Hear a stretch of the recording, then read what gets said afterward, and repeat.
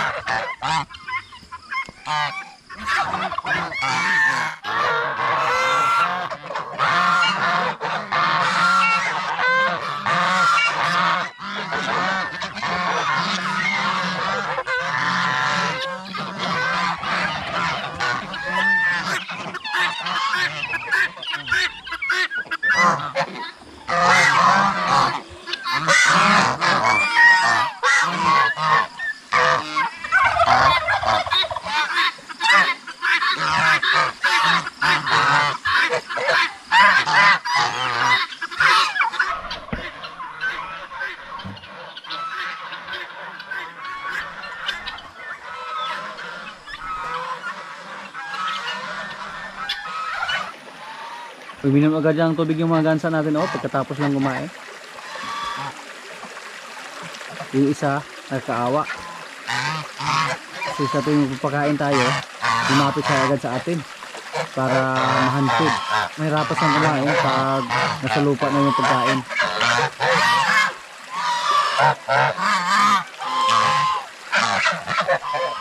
Yung isa naming kambing, pinalabas natin. Yung isang lalaki. Pero nanibago pa siya. Hindi siya kumain.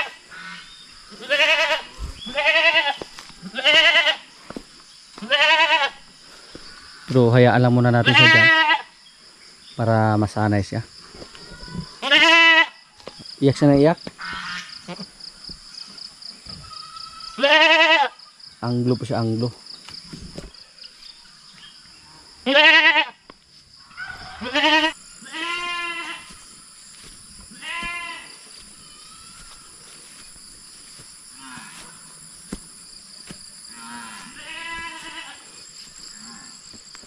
Si Martes pinalabas. Galit si Bitang pag makita niya tayo.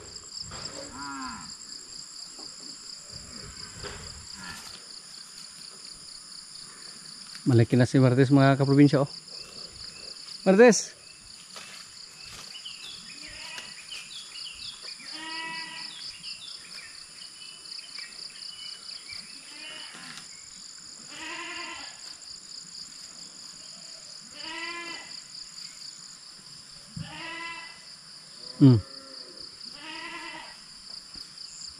Ka, galagubo eh.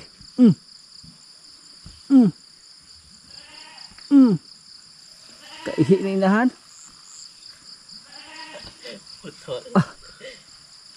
Ya, wala mo tutoy. Si Bitang, ayaw mo pa video? Galit siya sa atin.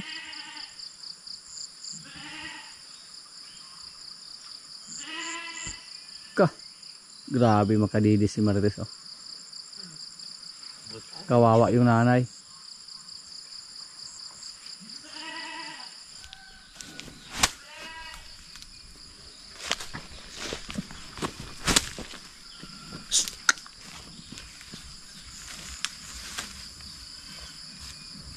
Si Martes busog na. Tes. Martes.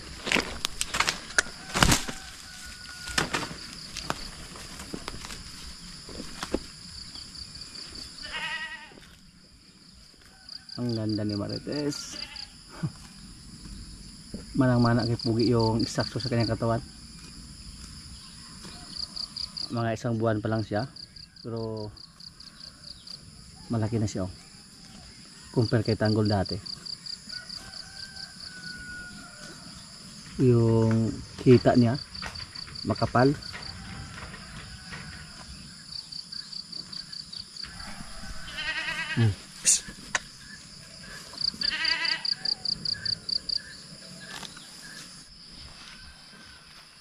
Si Paula mga kaprobinsya yung kalabaw natin. Malakas din kumain ng mga damo.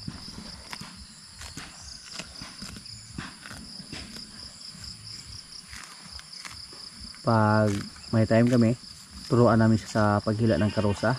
Magpagawa tayo ng karosa na para sa kanya, yung maliit lang, para hindi na tayo mahirapan. Kasi pag lumaki na siya, saka natin turuan, napakahirap na. Usgan na kayo, malakas na. Hindi na natin kayang itulak yung kanyang katawan. At yung kanyang kulay nagbago, umitim na. Dito po sa amin basta tag-ulan na, makasave kami ng kundi sa mga napier namin. Kasi yung mga kalabaw, baka na mga inahin, pwede namin ipastol. Katulad ni Basya at yung pula nating baka at ni Bitang, pinastolan namin silang tatlo, pati yung mga kalabaw natin.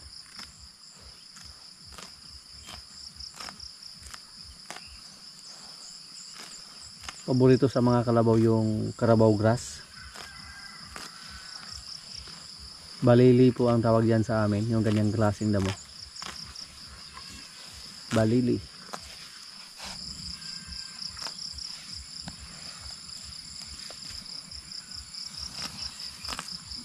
Dandahan natin lapitan si Paula para mahimas natin.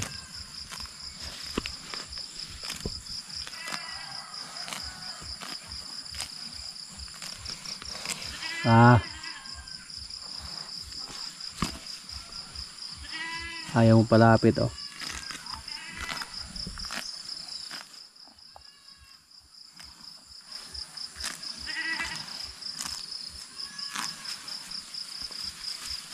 Ayaw magpalapit.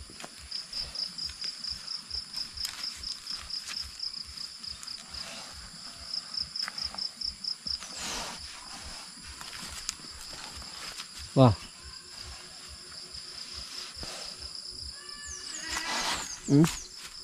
Takot siya sa atin.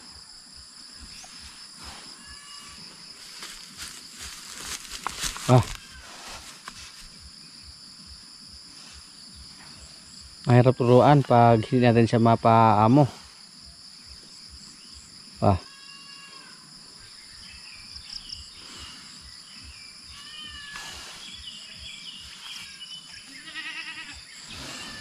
Wah.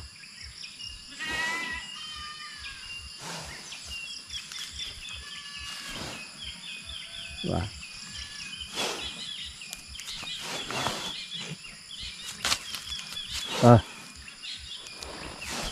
Ayaw ah. Dili ni pahikap magkakalabawa ni bro. Dili ni pahikap.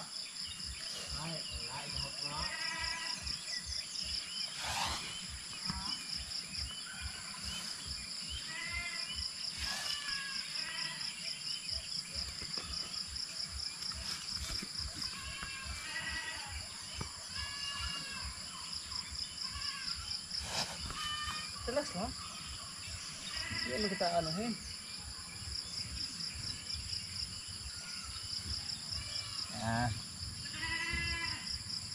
Panahin lang kita, nahimas-himasin.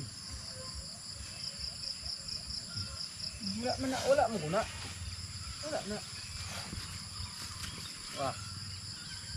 Wala mo guna. Wala mo na. Halo ka may ayay? Hindi ko na maya.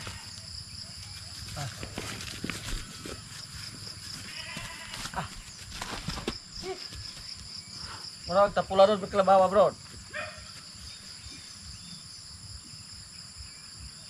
Ayaw pahimas ba?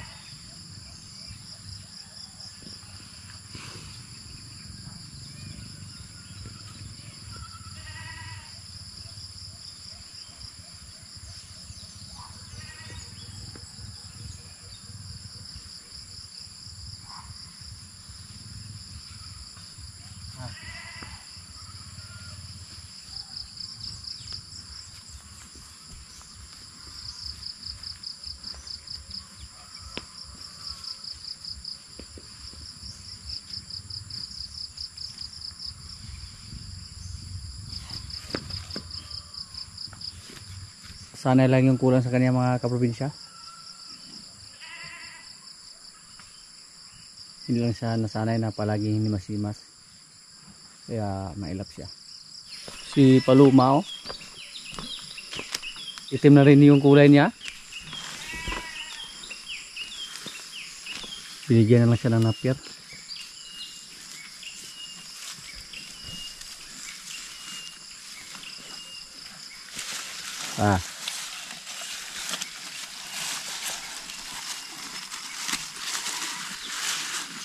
Mas mabuti pa si Paloma na galing sa pasto, nagpahimas lang.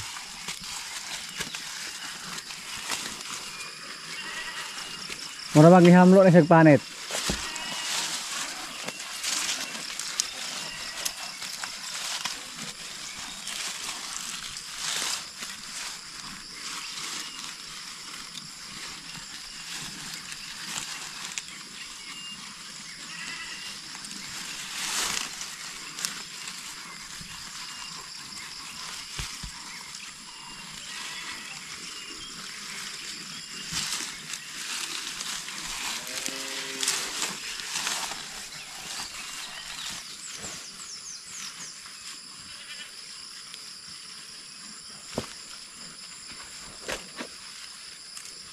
Masakay lang siya oh. Pero si Paula mukhang mahirapan tayo sa kanya. Kailangan tayo dyan ng mataas na panahon. Pagturuan natin siya sa paghila ng karosa. Pagturuan natin siya na magpakarga.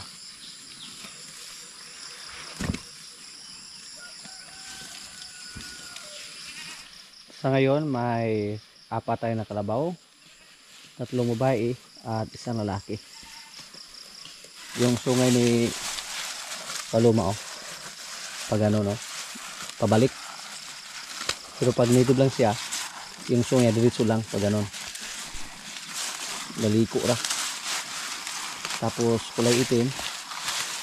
Yan po ang isa sa mga palatandaan na may lahi silang bupalo.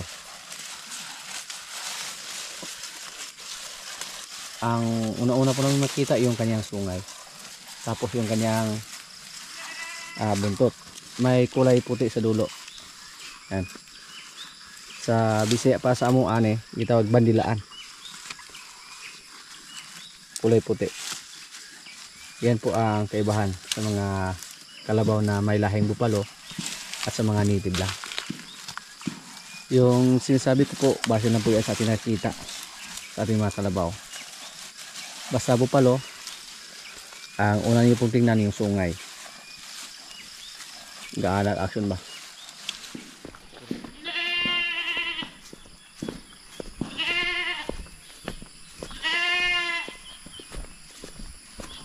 Si Jin oh. Ibang-iba yung sungay niya compare sa ating 2 kalabaw or 3. Kasi yung lalaki din natin na kalabaw may lahi ding palo. Kaya palo yung tawag natin sa kanya. Yan. Yan po ang sungay ni Jane. Ibang-iba sa sungay ni Palo, Paloma at Paula.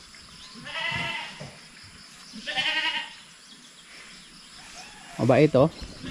Pero hindi po ako yung nag-alaga sa kanya. Hindi tayo magkumpiyansa. Si Bro po yung nag-alaga sa kanya. Pero basta kalabaw lang, hindi tayo masyadong matakot. Lalo na pag nakatali sa ilong. Napakadali lang yan. Mapigilan. Pero pag sa busal, mahirap yan kasi matigas. Pag sa busal yung tali.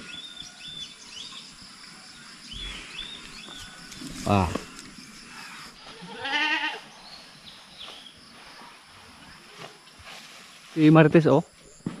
Kumain na pala siya ng damo.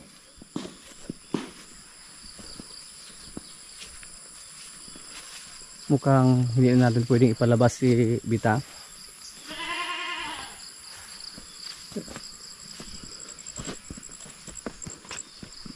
Kasi malakas na kumain ng damo yung anak niya. Si Marites. Ano siya oh?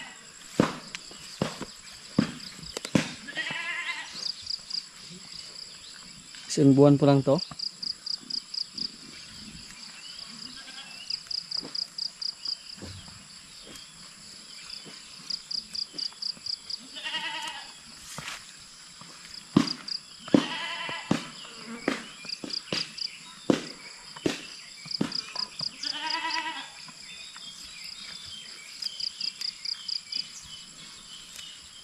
At yung ating asulapan dito mga kaprobinsya, na miss po tayo kasi marami na po yung asula. Doon sa kabilang pan pwede na tayo mag-harvest oh. Wow. Yan. Yan po ngayon ang asula dito sa atin. So masaya po tayo.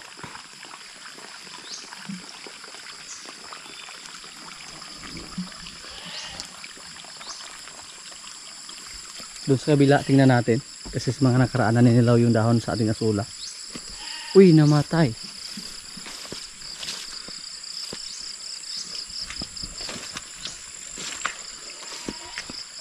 Parang namatay oh. Yan po ang asula mga kaprobinsya.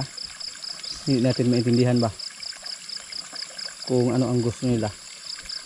Luwing naman dito.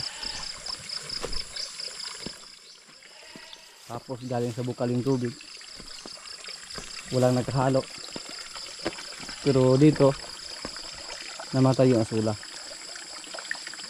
Nung una, hose yung ginamit namin dito. Pero hindi pwede yung hose kasi maharangan ng kuhol. Hindi na umagos yung tubig. At pinalitan namin ng kawayan.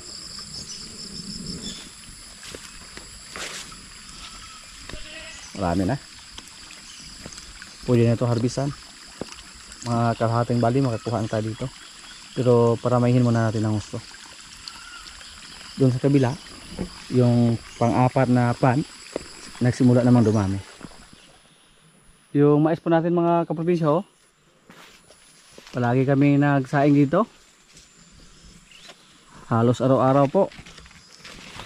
Kasi yung mga kasama natin, mahilig din silang kumain ng sinaing na mais. Tapos sinamantala namin na habang hindi pa matigas yung mga mais, kasi next week hindi na ito pwedeng isaing, matigas na to. Parang kailan na kami dito nagtanim, pero palagi na kaming nakatikim sa ating mais, palagi na tayo nakakain sa ating mais. At hindi magtagal mga kaprobinsya, harbisin na natin to. Napakadali lang. Yan po ang maganda sa area na hindi matarik. Hindi nga kami dito nagtanggal ng damo. Ang ginawa natin, pinaararo lang natin yung gitna. At yung mga talong natin dito, oh, may nagsabi po na i-pruning natin yung ating mga talong. Subukan natin yan. Pruningan natin para tumubo yung bago. At napapansin ko po na napakalapit lang yung pagkatanim. Parang sweet corn yung tanim natin na mais dito mga kaprobinsya, oh, dahil sa laki ng mga bunga nila. Na-miss ko yung sweet corn natin.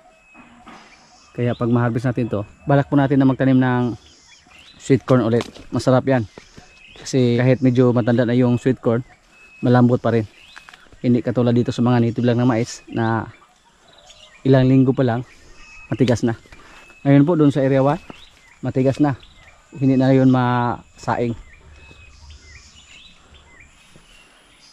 Mamaya pag magsaing kami dito ng mais, piliin lang namin yung medyo malambot. Yung avocado natin mga kaprobinsya, oh. Dati po may bunga na to. Yung avocado na yan, hindi po yan namin tinanim. Dati po nung mga maliliit pa kami, may malaki po ditong puno ng avocado. Tapos pinutol. At yan po, saha lang yan na lumaki dyan. At hinayaan na namin na lumaki. Hindi magtagal, mapakinabangan na natin yan. May bunga na pala mga kaprobinsya, oh. Pero ilan lang yung bunga niya. Mga kaprobinsya, kaya na po. Ito yung pagkain namin, oh. Gulay na may isda. May paksing isda. Yan. Lord, maraming salamat sa pagkain. So, kailan na?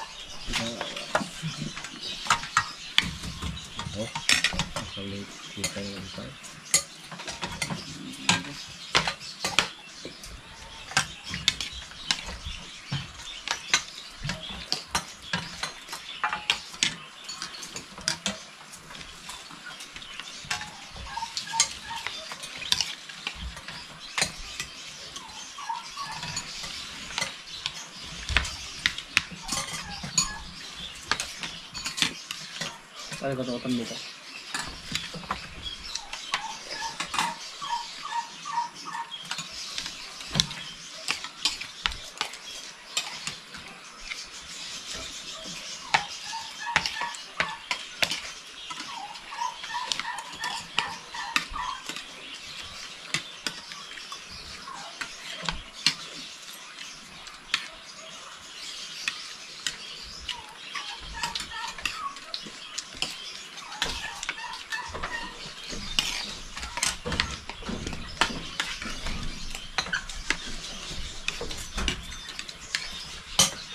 Dudong ikinadaghan ng damang kay.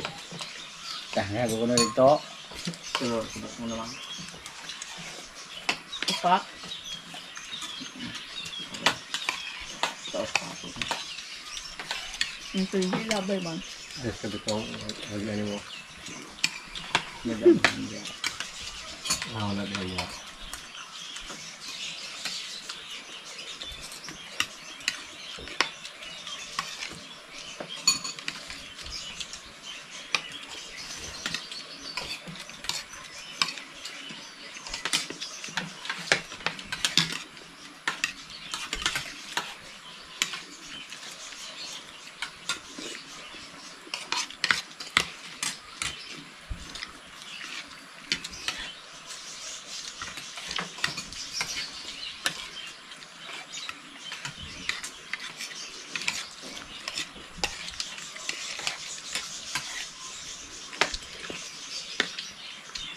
Pintarol, oh.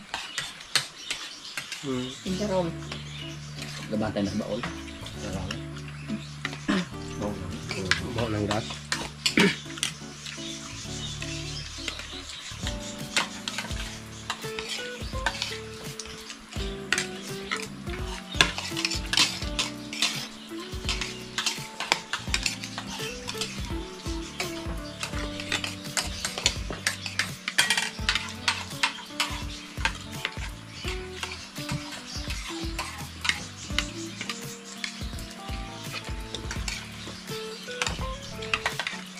Mas pupur daw. Ya, teman.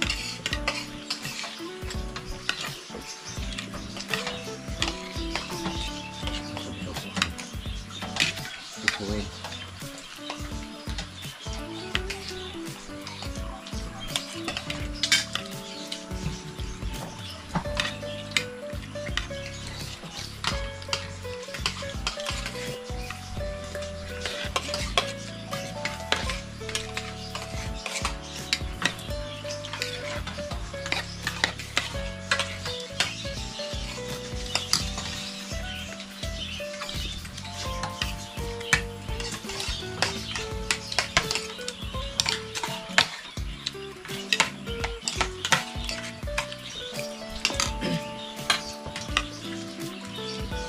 Yan lang muna mga kaganapan dito sa amin mga kaprobinsya, at maraming salamat po sa palagi niyong pagsubaybay sa aming mga video. Maraming salamat din sa ating mga silent viewers, sa mga kaibigan natin na nasa pamansa na palagi nanonood, sa mga palagi nag-comment, sa mga likers. Maraming salamat po. Shoutout muna sa ating mga kaibigan dyan. Shoutout kay Arman Borromeo and family, watching from Tanay City, Negros Oriental. Shoutout kay Norman Pulikit. Shoutout naman kay Roy Umali from Taguig. Shoutout kay Rogie Duway. Shoutout din na Engineer Darwin and Sherwin Ocampo. Greetings from Jun Ocampo, watching from Riyadh, Saudi Arabia. Shoutout kay Joey Patch, watching from Cainta. Shoutout kay Lipat Vlog. Shoutout kay Ronnie Bilbao from British Columbia, Canada. Shoutout kay Willie Alvarez, watching from Batangas. Shoutout kay Rodrigo Cabras. At sa mga hindi ko po na shoutout na lang po sa lahat, at maraming salamat po.